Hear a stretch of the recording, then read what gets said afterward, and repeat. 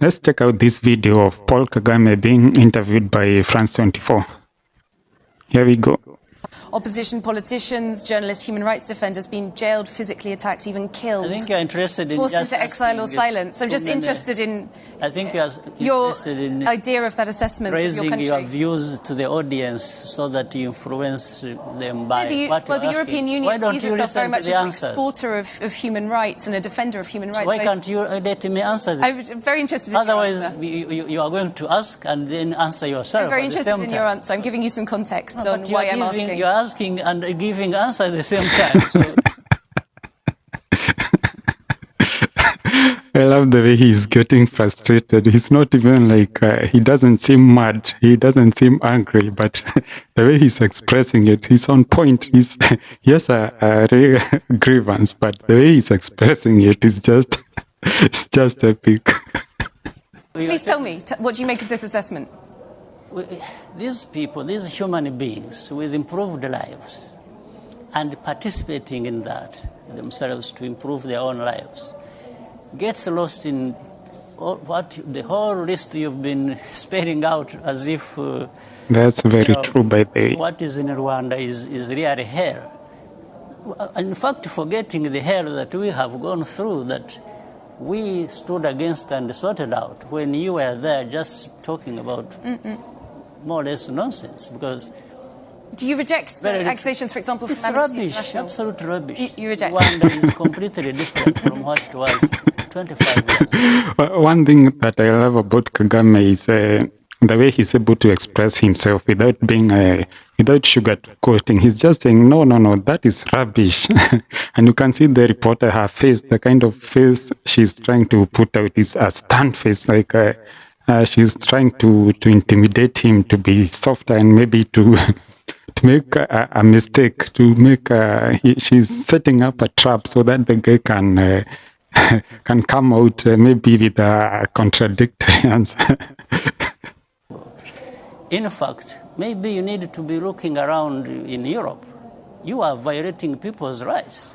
When we have this problem of people being bundled and sent back to sink in the Mediterranean and so on, and so many people being mistreated in your own countries, why don't you talk about your human rights and stop just offloading everything? Well, this is a development conversation, so no, in the context of development. You are not the one to determine what conversation or what points to raise in any conversation. You are asking questions, this is what I'm saying. You are asking questions and you are giving yourself answers.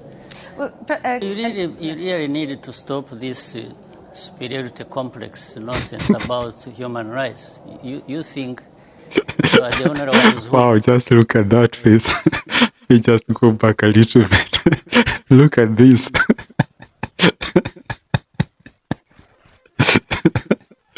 Let me just go. And he's just getting frustrated. Nah. Okay, just listen to this. You are asking questions, this is what I'm saying. You are asking questions and you are giving yourself answers. Well, you really need to stop this superiority complex nonsense about human rights. You think you are the only ones who respect human rights, or others it's about violating human rights. No, we've fought for human rights and freedoms of our people much better and more than anyone, including you people who keep talking about this nonsense. Where we have taken our country from and where it is now speaks for itself. The rest of the stories just comes from this complex.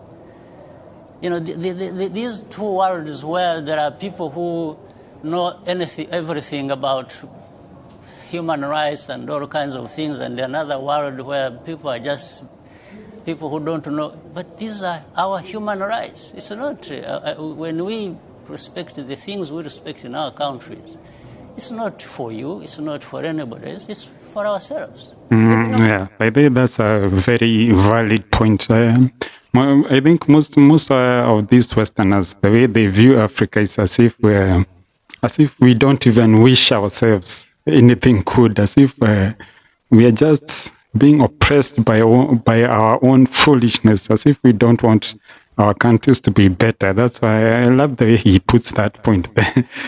When we are having human rights, they are human. They are not your rights. They are for us. It's for us to benefit. So I think that's a very good point. And the way he is honest and just being blunt and saying the truth. I love the way he's expressing himself. You don't sit there. Yes, it is universal, but you don't sit there. If it is universal and you believe it, then you don't become the judge yourself. You don't start telling the others what to do, what they should not to do, or that what they are doing is not to your satisfaction. Who are you? Well, I'm not sure.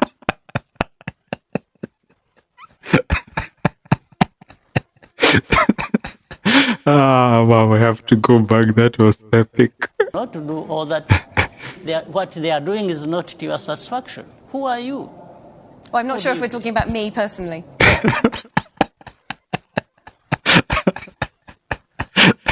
By the way she was just waiting, and the way he asked, "Who are you?" and he paused for a moment. It was like on a personal level. Just check this. Do what they should not do, or that. And check the reaction on her face. Who are you? Well, I'm not sure if we're talking about me personally. Well, you are the one actually raising these questions. So I think you better interpret it properly so that it is well understood.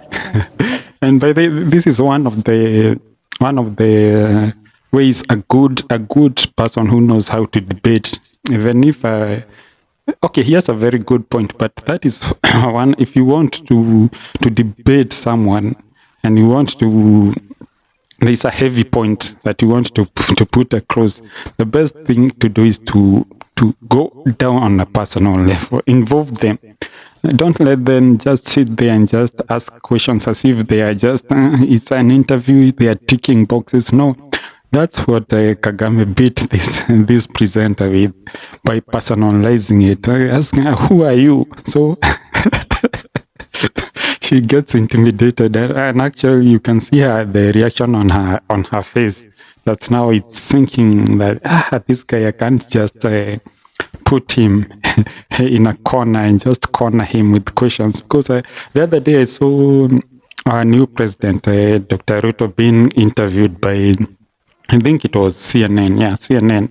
And sometimes maybe he was being too polite. He was not being frank like this guy. And those guys are very they're very manipulative. They can just put you in a corner and you'll come out very wrong. So I think that he's doing a very intelligent thing, and that's very admirable of him. To see you are asking questions in a manner that you want to influence the ones listening to us.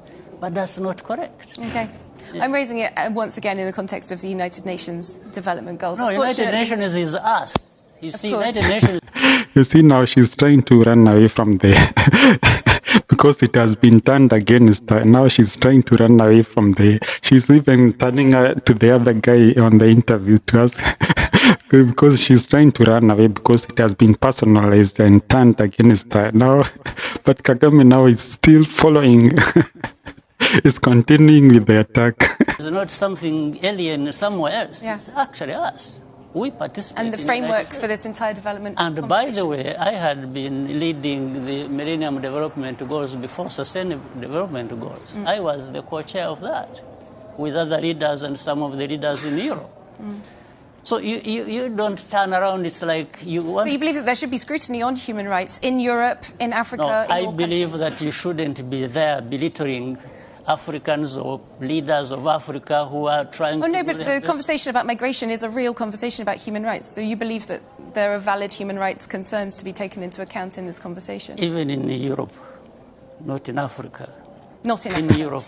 In Europe, not only in Africa. Not, of course. Yes. Well, thank you both very much. Unfortunately, that is all we have time. You see that and that thing of personalizing and bringing it down to the person asking the question. You see, finally she has agreed. Okay, the issue of human rights is only not to be looked down on the leaders of Africa, but also in Europe. And you see, at the beginning, that was not her point. Her point was now that it's the UN's, as if Africa is not part of the UN. So at the end, she has come to agree with Kagame's point of view, and you see that's one aspect of being a good leader is that you can stand against this kind of nonsense. The way you can see he's very comfortable, even telling, that is rubbish. So I think that is very admirable, and I wish more of our leaders are like this guy. And you can see he has turned the interview against the reporter. I think she was not supposed to end the interview at this point, but she has been forced to. Because it did not go the way she thought it would go. But this I watched the whole interview. This is just a short part of it, and it was very engaging, and I liked the way Kagame presented himself. And I wish more of African leaders could be like this guy in expressing their point. You don't have to sit down and being talked to like a little guy. Even if we know our countries are weaker than these countries, but if it's just talking like an interview, you don't have to to kneel down and take it. You can also. But anyway, tell me what you think about it in the comment section below. See you next time. I'm out. Peace. President Paul Kagame of Rwanda and the EU's Development Commissioner Neven Mimica, thank you both for your time.